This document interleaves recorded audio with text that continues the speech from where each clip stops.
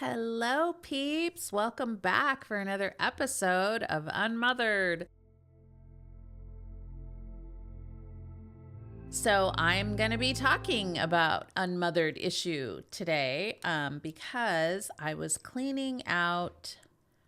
I'm diving into my books this year. I'm actually cleaning out a round room right now in the front of our house that has two big library bookshelves. I have three. I have one here in our office, and then I have two other ones.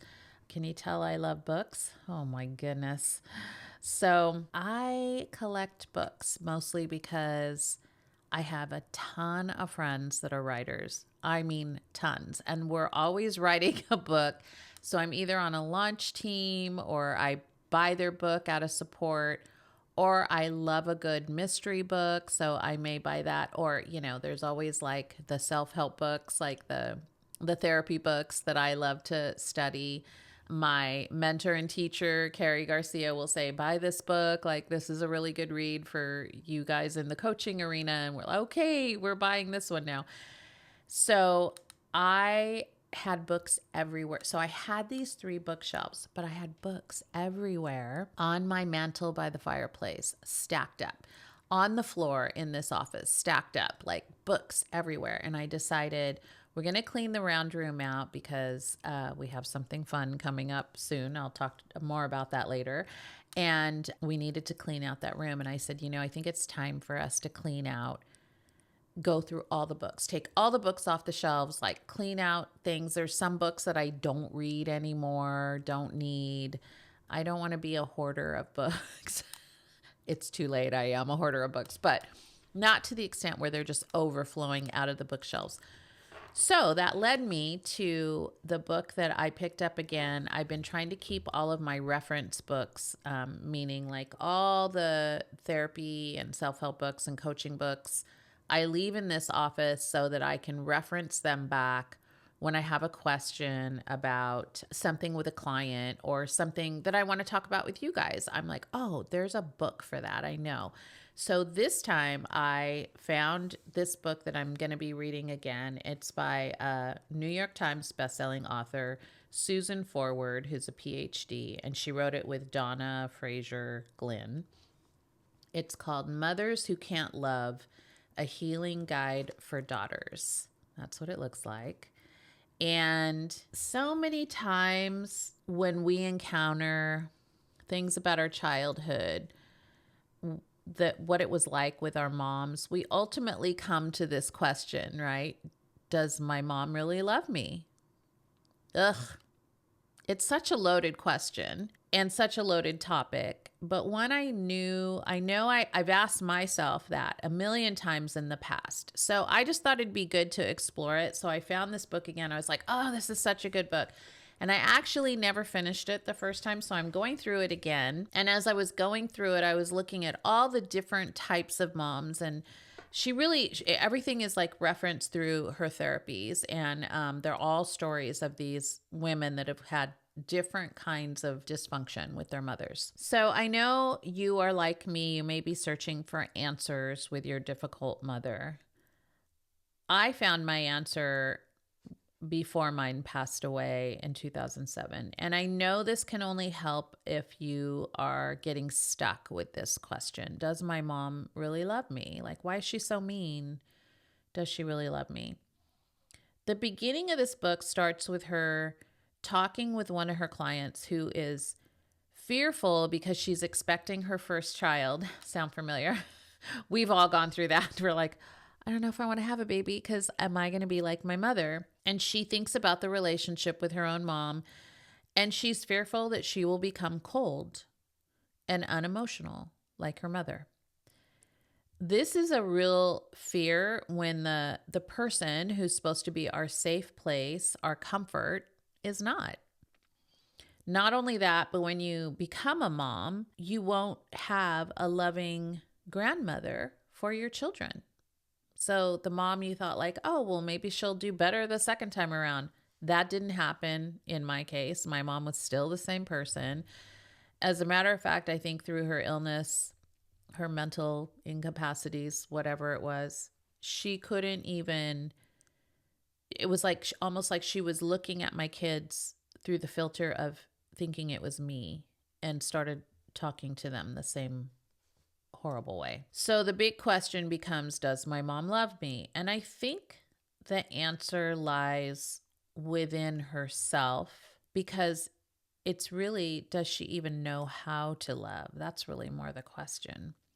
Probably has nothing to do with you, because it really didn't start with you. It's not like one day she woke up. It's not like she was a loving, sweet person and then she had a baby and all of a sudden she was like horrible and doesn't love you. It's all your fault. You caused her to be this way. That's not how it happens. This doesn't help you feel any different for the present, but if you look deeper, it may ease your pain just a little bit to know this isn't your fault. And if no one's told you that, this isn't your fault. It's not your fault that your mom doesn't love you or couldn't love you. It has nothing to do with you, actually. In Susan's book, she walks us through client after client stories and the many different personalities of moms, some of which include the severely narcissistic mom, the overly enmeshed mom, mothers who need mothering, that was mine, and many more. And I think once you understand what their patterns and personalities are, the better off that you are to know how to handle their behaviors, or even have to make maybe a hard decision to go no contact with them. The question really isn't about, does she love me? It's like, what are you going to do with the way she's acting? And I know, I will say this as a little segue. A lot of the women that are coming into the UnMothered community, my private Facebook page, almost every time when I ask them like what the relationship is with their mothers, it's one of the questions. They will ultimately, I'm going to do a graft on this. I'm going to be talking about that in the private Facebook group, but I've been keeping track of every person that comes in there and the questions they answer.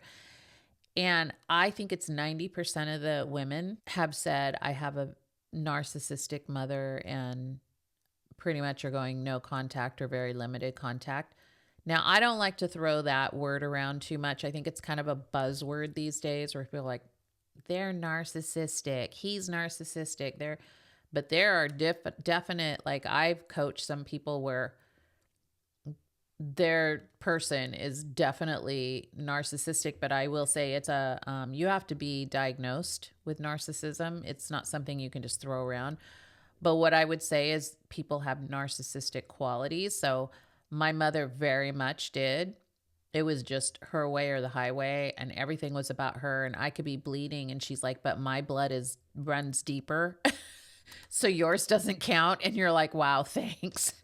And so there's all these different things, but she also was someone that I had to mother because she wasn't mothered.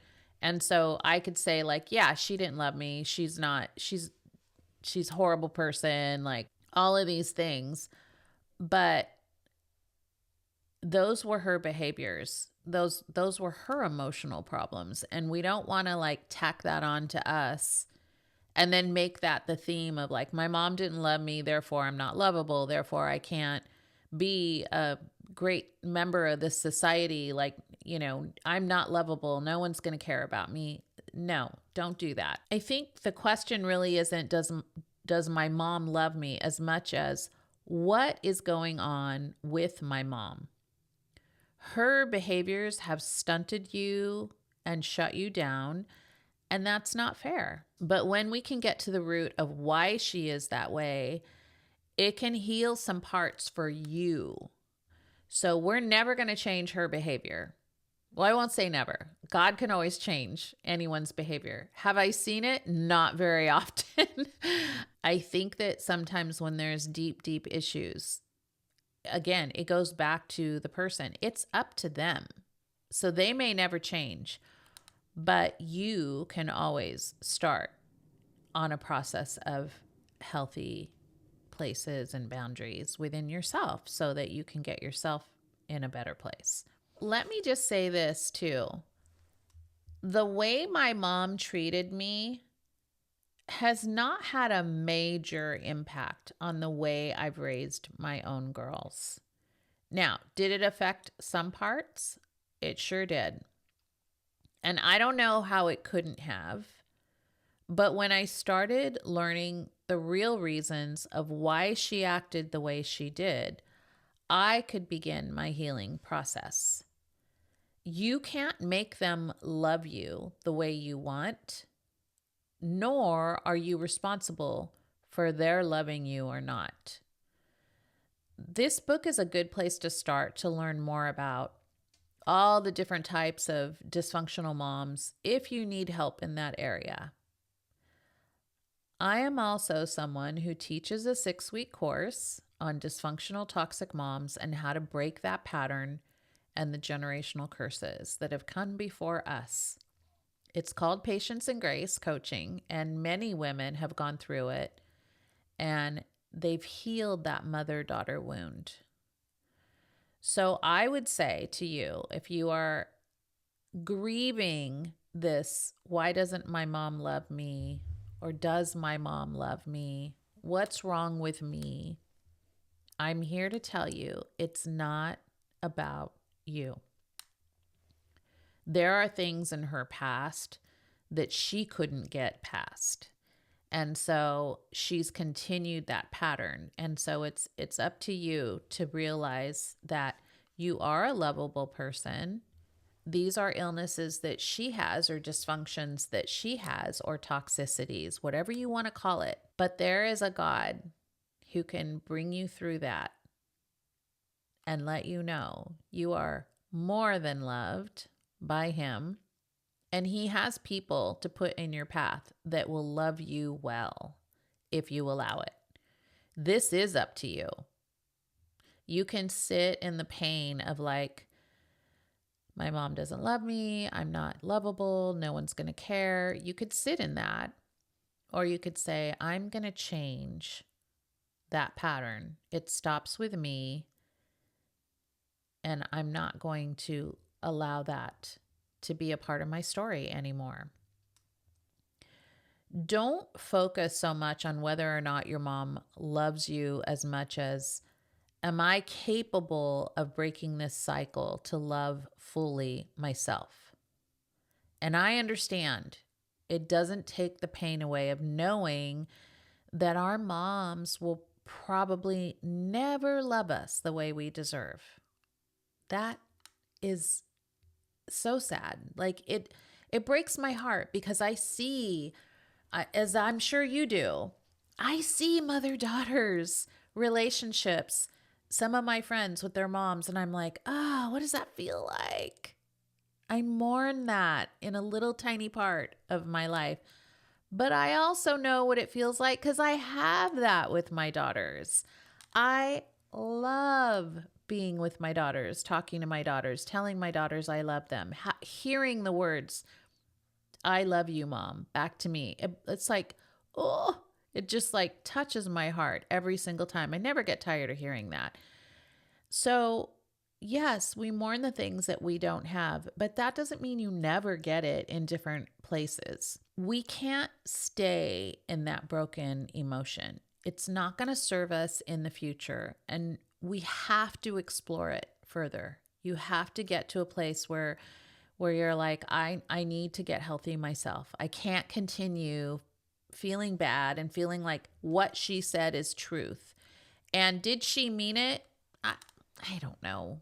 I can't answer that for you. Like, are there some moms who are very cruel? Sure.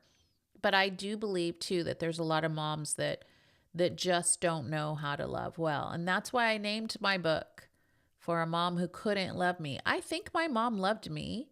I don't have a doubt of that. She would tell me occasionally, love you. But I don't think she knew how to really fully love. And I can't hold on to that, especially since my mom is gone. I'm not going to mourn that hugely anymore. Again, that's letting your emotions run your life. And I just explored different things of like, why was she the way she was? Had nothing to do with me. Doesn't take away from the pain of knowing that you didn't get that love the way you needed to. And we certainly did deserve that. But also, we can move forward from there.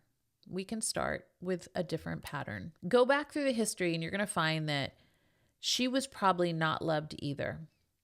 Again, no excuse, but empathy for her inner child that was also ripped off from a mother. You may be the one to break the cycle and start new patterns for your future family. So my mom's mental illness and her addictions got in the way, and her stubbornness got in the way, and it prevented her from having the loving family that deep down I know she wanted.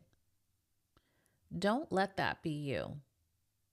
I've met women who said, I never had children because I was so afraid of being like my mother. And I'm like, are you kidding me? You would have been the best mom. Like, these women are 50 years old now. They're like, it's over for me. And you can see the sadness in their eyes when they see our kids or our grandkids. And they're just like, oh, I didn't get that. I'm like, I wish there was something back in our day when we could have like helped you, because that's just such a lie from the pit of hell that has kept you from being fully the person you could have been. And not that they're like, I mean, their lives are beautiful, like there's beautiful things, but there's this pain that you can see where they're like, I was scared and I let that fear of override the life that I really, really wanted. I really wanted to be, I mean, they've said this to me. I really wanted to be a mom. I was so scared because I have no relationship with my mother, and she was so cruel and so mean. I really didn't want to be that kind of mom. And I'm like, I get it. Like, that was my mom. I was scared too. After I lost my son, I was like, maybe I'm not meant to be a mother. Thank God I found Mike. And he was like, no, I'm going to wait until you're ready because I want you to be my wife and a mother of my children. And it's like, I don't think I can do that. I don't know. And I'm so glad that he pushed me into a different place to realize, like, I was saying that out of complete fear and insecurity. And he gave me that security to say, I'm not leaving you no matter what happens. My other fear, having a child that needs special needs, because my son Linton was born with congenital heart disease. And before he died, they were like, well, he may need, a lot of help. And I was willing to do that, but I was like, man, that's a lot.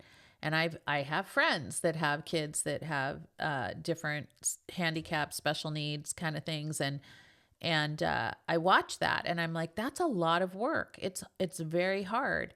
And so I was scared to have children because of that. And I'm like, how loving of a mom can I be when I haven't even been raised by a good mother? Like, I don't know if I can handle that.